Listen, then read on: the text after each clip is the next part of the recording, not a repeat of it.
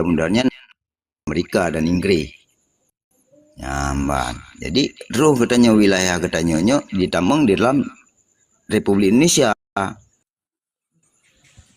Maka gelake duduk Soekarno Abu Beri untuk membeli pesawat. Kepa pesawatnya hana mungkin ya dokumen dengan kapal, ya jalur kapal dengan balaut.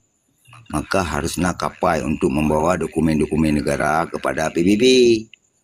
Maka rakyat Aceh bodoh, rakyat Aceh menunjuk boboh itik juk kambing-kambing publo mendung juk blo pesawat selawah darat dan selawah agam putra mahkota untuk melancarkan dokumen-dokumen negara Indonesia bak PBB. Batu 50 kadi tamang. Acehnya kadi tamang dalam wilayah Indonesia hanya juga bahasa pulih. Saboh berdolat negara Indonesia di dalam kancah dunia PBB. Ditamang wilayah katanya bak Indonesia. Kepegat tu provinsi katanya. Saboh provinsi. Alinya ke provinsi katanya dileburkan provinsi katanya tunduk ke Nano Medan. Ke Sumatera Utara. Maka bengih Abu Beri kecopot jabatan katanya sebagai Gubernur Jenderal Militer. Udah ke DI Darul Islam. Ban aliyah natrib ke TI Tentera Islam Indonesia. Jadi Abu Beri kan berjuang untuk negara Aceh, putra mahkota. Tetap untuk Indonesia. Ya banyak menan itulah kan toh. Jadi nah Sabo yang mana baca dokumen kan yang memberi kekuasaannya atau pundak kekuasaan Pak Daud Berihan sawa yang judian. Jadi lagi RMS. Jadi lagi yang lu sampaikan hal yang mungkin Bang Teguh RMS hana jelaskan masalahnya penting.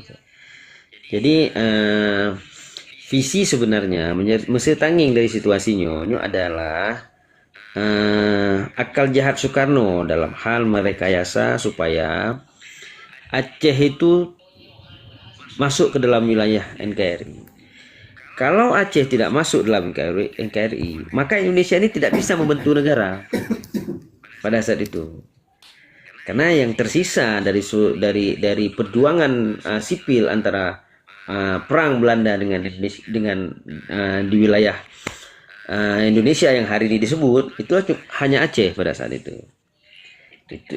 Melalui pendekatan Soekarno kepada Daud Beri.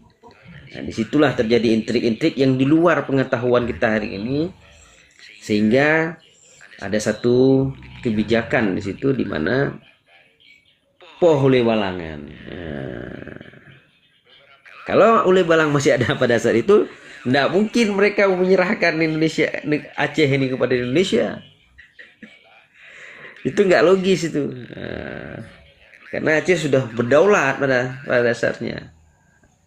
Ya, nah disitulah cerah kelicikan Soekarno, dan ini yang menjadi satu simpulan buat kita bahwasannya, ya kan, kita tidak berpegang teguh pada apa yang disampaikan titah Raja Sultan kita pada saat itu, agar tidak menyerahkan bangsa ini kepada bangsa lain kan. Jadi disitulah hilangnya sebuah komitmen, kesadaran, karena kan pengaruh nafsu kekuasaan ya. Tapi secara fakta Daud Beri tidak pernah menyerahkan Indonesia Aceh ke wilayah Indonesia secara fakta tertulis ya. Tapi mungkin satu bentuk skenario lobby lah, artinya hal-hal yang berhubungan dengan kesepakatan mereka lah antara Soekarno dengan Daud Beri pada saat itu. Oh tidak Habib, itu sudah lari daripada sejarah. Betul seperti Habib bilang, betul lagi kepegalegannya. Barangkaso wilayah yang kadimpan sile negara lainnya sertuh 50 tahun. Nyan aturan negara, aturan dunianya, wilayahnya adalah wilayah negara tersebut. Nyamban. Jadi Indonesianya, bukan Indonesia, raja-raja Batavia dile. Nyan kadi dijajah le Belandanya leher tu 50 tahun. Ya, berarti nyan tawaknya kah? Jadi awak Belandanya diinvasi daripada Sumatera. Ya, termasuk Aceh, tapi Aceh tidak bisa ditaklukkan. Nyamban. Jadi Saboh Nanggro yang hancur ditaklukkan oleh Belanda ke adalah Aceh. Nyamban. Aceh hancur ditaklukkan. Nyangkanya dipergunakan oleh Soekarno bahwasan di Aceh bagian daripada Indonesia.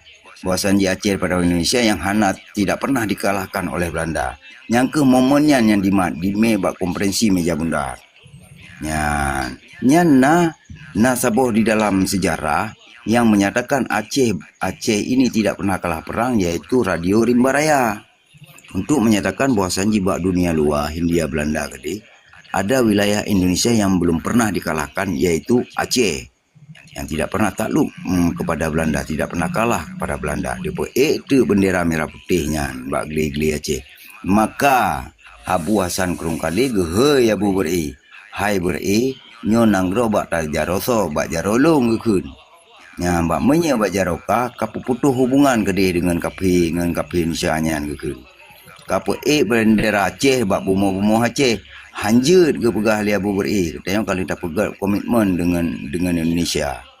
Maka haji wate bak konferensi meja bundar gecok momen le Soekarno bahwasan ji tanah Acehnya hantom terjajah. Berarti Indonesianya mandum hana terjajah, Aceh hana terjajah. Modal daripadanya GPE bak konferensi meja bundar yang teken waroinan Abu beri dengan MR Muhammad Hasan. Mbak Haji. Bang RMS. Berdasarkan pegah Heron Wuno, trik dari Daud beri hana pernah yang bawa getepu agaknya diserahkan Aceh ke Indonesia. Nyamanan? Kan yang Tengku Madi pegah, Tengku Habib pegah. Tapi yang belum pegah. Tapi biang kerok ji yang betul-betul ji biang kerok Soekarno ngon Daud beri yang bawa peranan di Aceh Daud beri nyamanan? Ya betul. Dalam halnya misi perjuangan yang nak urusan dari Jakarta ke Aceh, termasuk Ibu Dah Soekarno ijak baru beri. Jipoh uleh balang segala macamnya je kan peranan Daud beri. Ya betul. Bak diminta misi ji untuk nak jabatan ke gubernur militer kan ya? Ya.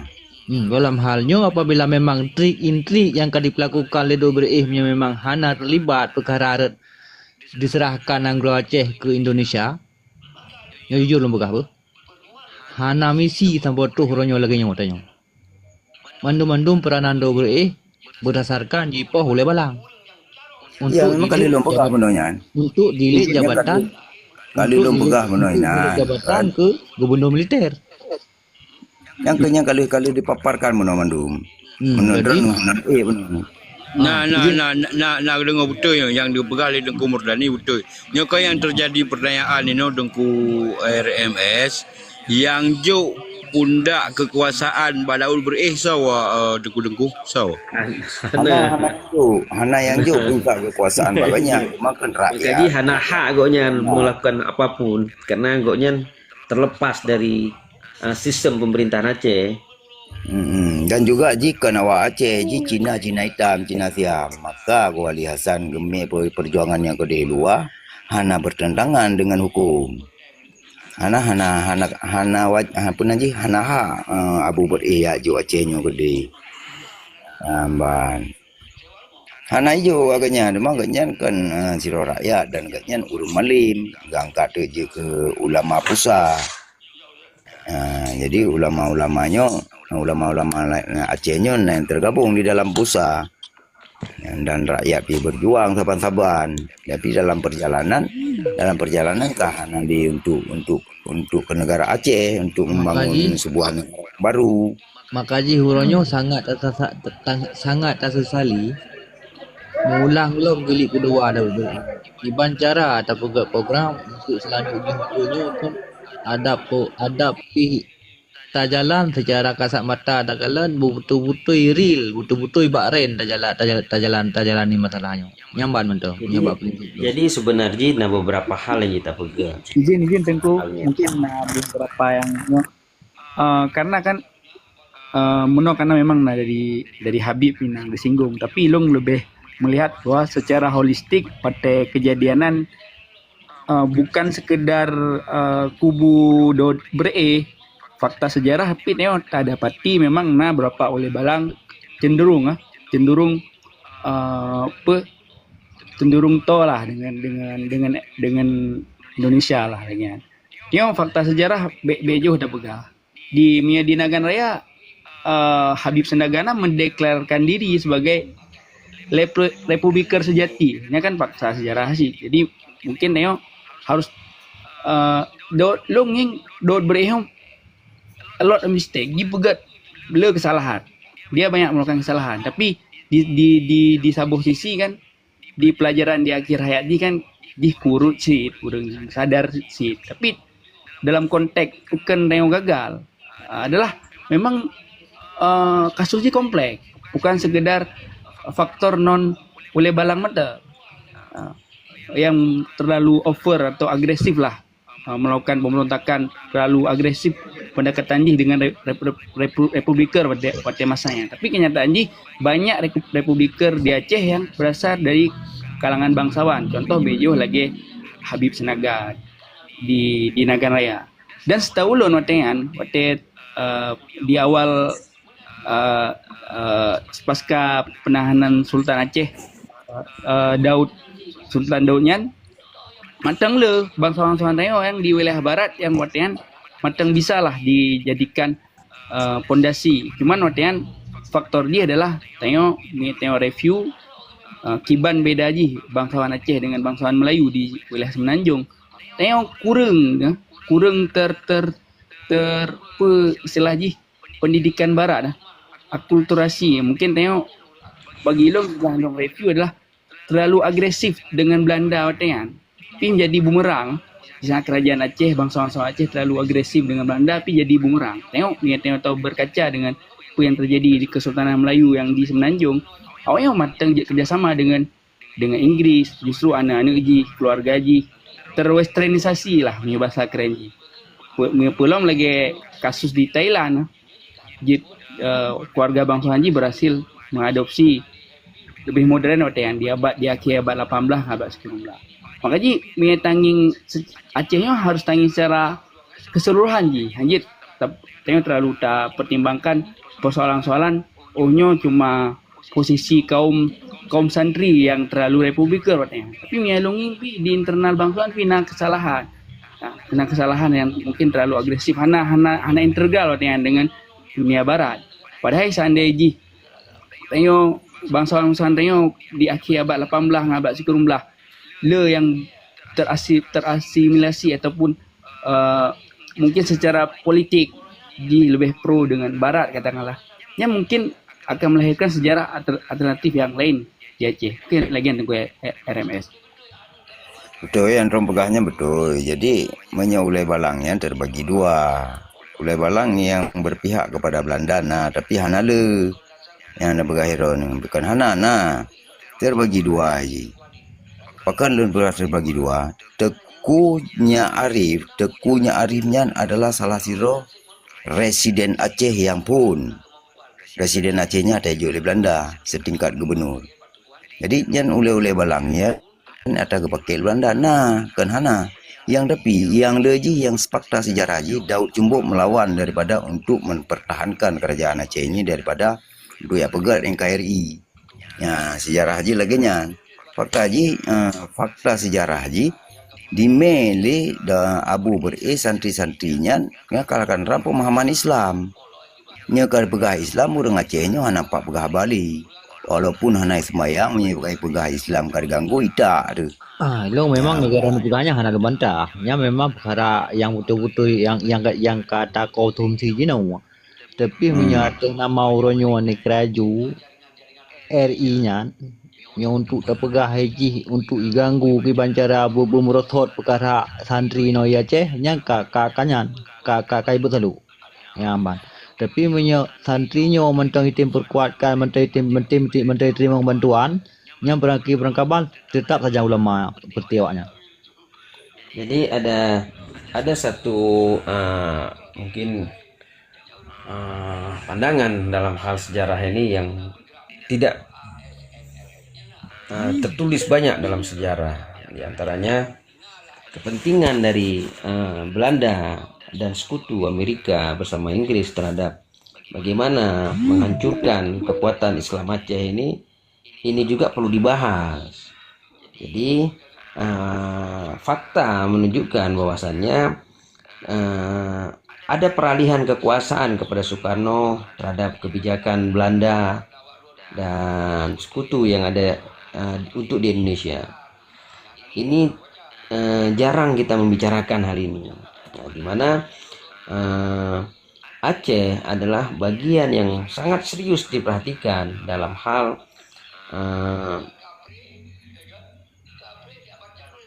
pengaruh dari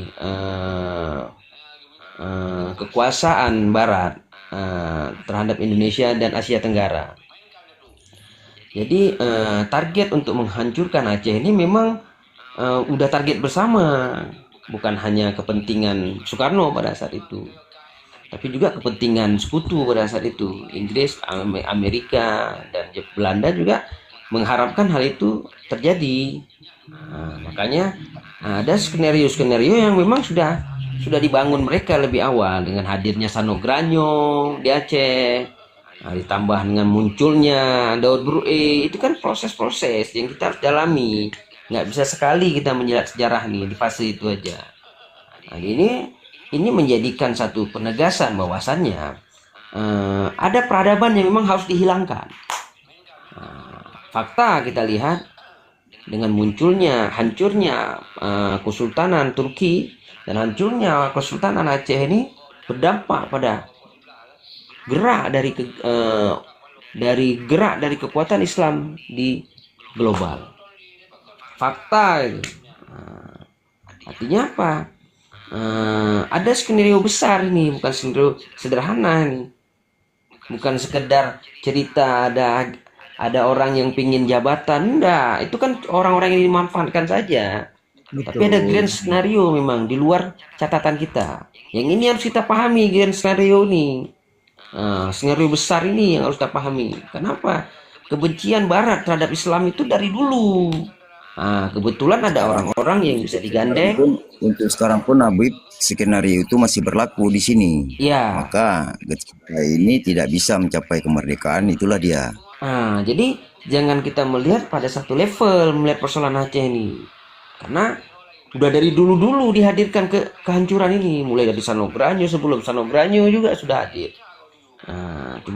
Namun ini kan catatan sejarah yang sulit untuk dijadikan sebagai fakta sejarah. Bang RMS, sejarah membuktikan yang bahwa Acehnya dalam bingkai negara kesatuan yang perkuat ulama. Nyo ba intrik tak kala no. Yang Lu ada sepakatnya, lu ada sepakat dengan drone pegahnya. Kenapa ke? Dengar le alasan nyo alasan je lu pegah. Karena dalam halnya uronyo yang dibentuk di Indonesia uronyo yang sangat tatai putun kan ulama. Ulamanya berangkaban dipegah war satu lambia. Karena orang Aceh ada nama fanatik agama 100%. Dalam hal uronyo yang total secara takalan uronyo itanyo yang perkuat sistem kebangsaan Pancasila di Aceh yang ulama. Beserta pengikut-pengikutnya termasuk yang bantu-bantu Pancasila di Aceh. Nyon tak kunci. Tanya hanji. Lut. Tanya hanji cita kata tak peduli garis haji lagi nya. Jadi menteng yang menteng. Lanjut Habib. Ya. Jadi tanya haji takun lagi nya mendefinisikan lagi nya bahwa Sanji karena ada kelompok-kelompok ulama juga pada saat itu yang mempertahankan kedaulatan Aceh. Maka ji lum pegah ilung uronyo bet tak satukan ulama yang bawa tergolong mendungkan na kelompok-kelompok si yang disersi perkara ulama yang betul-betul kerja ke Negeri Aceh. Ya. Jadi yang sampai pilah-pilah orangnya. Karena prinsipnya kasus per kasus di Aceh kompleks. Tulen gara-gara diperlakukan oleh budaya-budaya barat. ya. Okey, benar Tengku Madi dan RMS kembali ke tema balik benar bahawa dari sebuah negara menjadi sebuah provinsi. Berarti kan dalam hasil cerita orang-orang tayo, nyo dia dah simpulkan bacut bahawa terlibat pihak apa kena Wahabi, berarti menyo memang lagi cerita orang-orang ni so alah ketua belum bisa. Jadi benar dalam cerita orang-orang ni terjadinya Sabah negara menjadi Sabah provinsi yang terlibat awak Wahabi dalam kasusnya. Nyo benar.